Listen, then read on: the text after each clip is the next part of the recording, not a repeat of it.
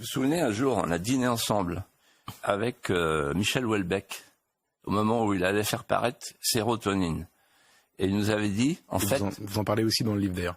Voilà. En fait, on assiste à quoi? Au plus grand plan social agricole jamais imaginé pour liquider toute une profession, pour liquider toute une économie et pour liquider un art de vivre. Et en fait, il parle de promesses, Michel Barnier, les promesses n'ont pas été tenues, j'en citerai trois. 3 promesses qui ont été faites par M. Attal à l'époque. Première promesse, ça concerne l'Ukraine. Les importations ukrainiennes continuent, à ma connaissance.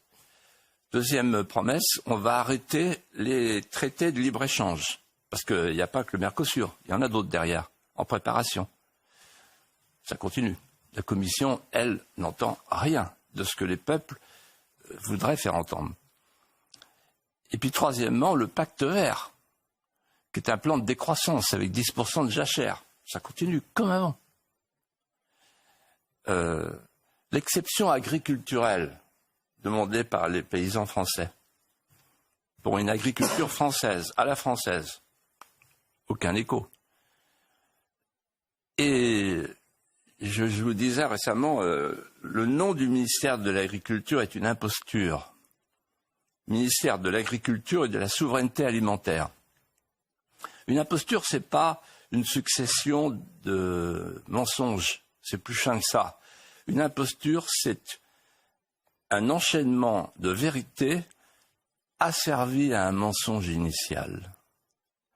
Et donc c'est difficile à voir qu'il n'y a pas de souveraineté alimentaire, mais ceux qui ont un peu d'expérience et le sens du temps long savent ce que je veux dire. C'est Bruxelles qui tient tout. On a connu le marché commun. Il y avait la souveraineté alimentaire. Dans le marché commun, les 3 principes étaient produire, protéger, exporter. Aujourd'hui,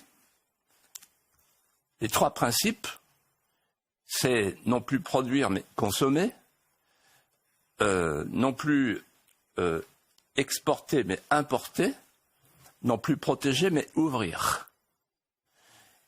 Et donc cette logique-là, elle correspond à la volonté des élites mondialisées qui veulent, je pèse mes mots, déléguer notre alimentation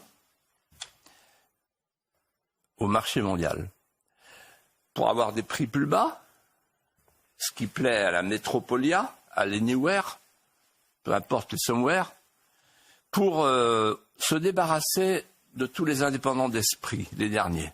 Il y avait les artisans, les petits commerçants, les paysans, se débarrasser des indépendants d'esprit. C'est-à-dire ces gens qui savent, eux, qu'on ne peut respirer qu'en vivant entre l'humus et la lumière. La Metropolia ignore l'humus et elle ignore la lumière. Elle n'est que dans l'hédonisme consumériste. Et en fait, je vais vous dire quelque chose. Il faut faire très attention à ce qu'est une crise agricole. Ça me rappelle ce que disait Péguy sur les crises de l'école. Péguy disait, c'est fabuleux, l'anticipation de Péguy. Il disait, une crise de l'école, ce n'est pas une crise de l'école, c'est une crise de la société, c'est une crise de civilisation. Ben, je dirais la même chose d'une crise agricole. La crise agricole que nous vivons, c'est la crise d'un petit peuple de parias qui ne veut pas mourir. C'est en fait une crise de civilisation. Pourquoi ? Parce que c'est la pointe diamantée du peuple historique français qui tient à la terre, qui tient le territoire. C'est tout ce qui nous reste. Et ils vont disparaître. C'est le plus grand de tous les mémoricides.